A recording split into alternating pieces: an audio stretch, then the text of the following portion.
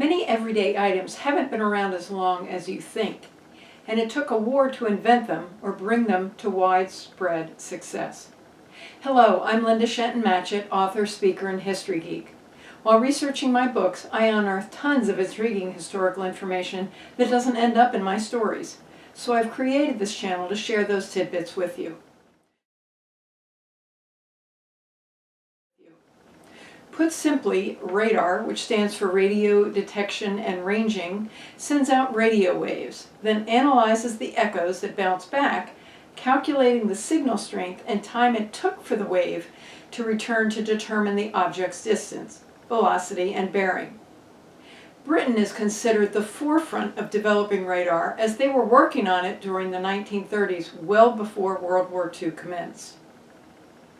In working at the National Radio Research Station, Scottish physicist Robert Watson Watts theorized that radio beams could be bounced off enemy aircraft to detect them in February of 1935. He used a BBC transmitter to conduct experiments and successfully heard the test target, a bomber. Within a year, wooden transmitter and receiver towers were built at Bawdsley Manor Estate. Wires were strung between the towers that acted as a curtain antenna. By 1939, stations lined Britain's coast, and the chain home system was born. Before the discovery of penicillin, the cure was thought to be worse than the disease, and patients often died. However, throughout the centuries, scientists around the globe had learned that fungi contain properties that can be used to treat infection, but they didn't know how or why. As it turns out, many species of mold naturally produce antibiotic substances. And in 1928, a Scottish physician working at St. Mary's Hospital in London discovered penicillin. However, it would be a whole nother decade before a group of scientists at Oxford University demonstrated penicillin's ability to kill infectious bacteria. Because the war drained industrial and governmental resources, enough quantities of the drug needed for the clinical trials on humans could not be produced. In 1941, they turned to the United States for help. Working together over the span of 2 years, tests proved the veracity of the drug and production was ramped up, creating enough penicillin to treat the soldiers at the Normandy invasion. Called a wonder drug, at the use of penicillin slashed the number of deaths due to infection. Invented at DuPont in 1935 as a replacement for rayon, nylon, the first truly man-made fiber, made its first nationwide appearance at the 1939 New York World's Fair. Wallace Carruthers, an organic chemistry lecturer at Harvard, led a team of 6 of some of America's best and brightest research scientists. He would go on to earn more than 50 patents alone.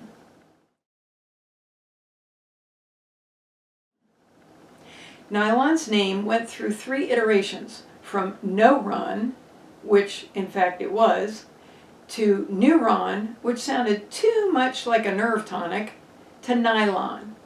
Initially used for toothbrush bristles, it soon was used for women's stockings and became a huge hit, selling over 60 million pairs the first year on the market. Then came World War II, and the loss of the Asian trade route and access to silk. Women's stockings were rationed, and the military took most of the nylon produced for parachutes, parachute cords, tents, glider tow ropes, aircraft fuel tanks, flak jackets, shoelaces, mosquito netting, and hammocks. Lightweight, it was shrink-proof, moth-proof, and mold-proof, crucial for the jungle-like conditions where it was used. Nylon was also used to replace metal parts, making items more lightweight and less expensive. By 1941, DuPont was producing nylon resin for gears, cams, valves, and ball bearings. According to one site, there was some wariness in the beginning about wearing it. However, the government issued posters and pamphlets to put people's minds at ease. And frankly, without silk, there was little choice in the matter. Several sites references what they call nylon riots, where hundreds, sometimes thousands of women lined up to compete for a limited supply of hosiery. An article on the Science History Institute site told of an incident in June 1946 when 40,000 people lined up for over a mile to compete for 13,000 pair of nylon stockings. Joseph Lebowski, a chemical engineer working as a technician in the lab, stated that the demand remained so high through the 1940s that DuPont required all its customers, no matter how large or reputable, to pay in advance, saying, quote, "The demand was so great, we had to make sure customers who wanted nylon had the money to pay for it." Even Burlington Mills would send a check for $100,000 to fill an order. Everyone wanted nylon.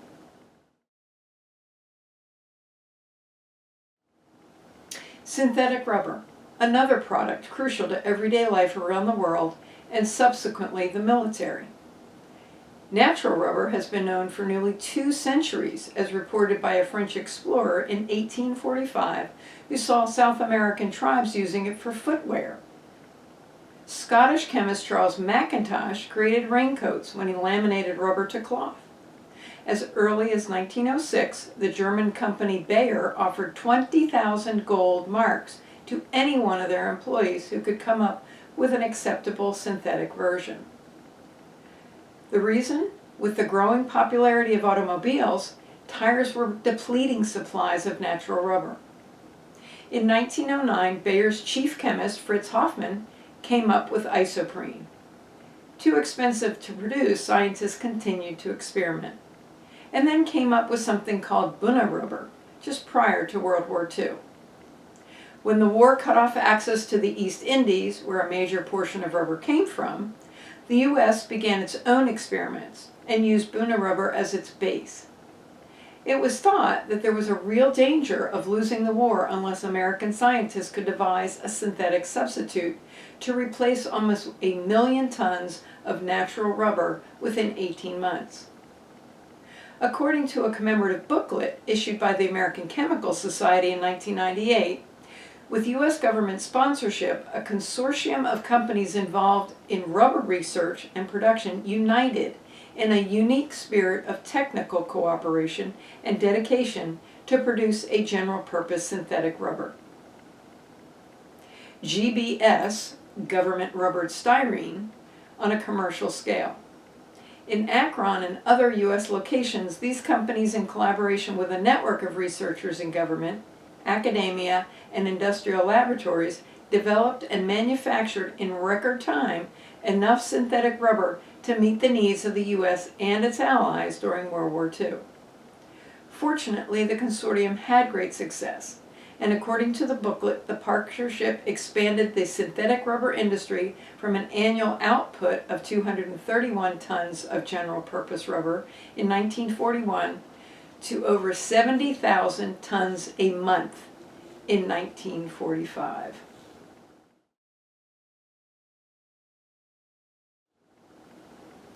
President Franklin Roosevelt was known to take suggestions from anywhere he could get them. Thanks to the Blue Star mom Vesta Stout, who had 2 sons in the Navy, the world now has duct tape. Or is it duct tape? She worked at the Green River Ordnance Plant in Amboy, Illinois, and her job was to pack ammunition boxes, 11 cartridges to a carton.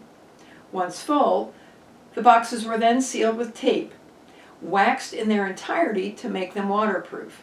A great theory, but very poor in reality. The tab of the tape was left loose for the men to pull on it to break the waterproof wax coating. Unfortunately, because of the thinness of the tape, more often than not, the tab wore off, and as numerous sites said, leaving the soldiers frantically trying to open the box while under fire. This concerned Vesta to no end, and she approached her bosses with her observation and a suggestion that a waterproof cloth tape be developed. Management didn't feel the problem was all that serious. Undeterred, Vesta decided to send the idea up the chain, and she went straight to the top. On February 10, 1943, she wrote a letter to President Roosevelt saying, "I suggested we use a strong cloth tape to close seams and make tab of same. It worked fine. I showed it to different government inspectors. They said it was all right, but I could never get them to change tape." She also included diagrams in the letter. Within a short time, FDR approved the idea and forwarded it to the War Production Board, who sent a letter to Mrs. Stout on March 26, 1943, saying, "The Ordnance Department has not only pressed this idea, but has informed us that the change you have recommended has been approved, with the comment that the idea is of exceptional merit." She later received the Chicago Tribune's War Worker Award for the idea and her persistence with it. And Johnson & Johnson credit her on their website with the tape's invention. The Industrial Tape Corporation, which was part of Johnson & Johnson family of companies, was tasked with creating and manufacturing the tape. According to Margaret Gurewitz, J&J historian, the military called the waterproof cloth-backed green tape 100-mile-per-hour tape because they could use it to fix anything from fenders on Jeeps to boots. NASA engineer Jerry Woodfill agrees and states that duct tape has been stowed on board every mission since the Gemini program. Would you like to learn more about World War II history? Please stop by my website, found at www.lindashentonmatchett.com. Thank you for watching and have a great day.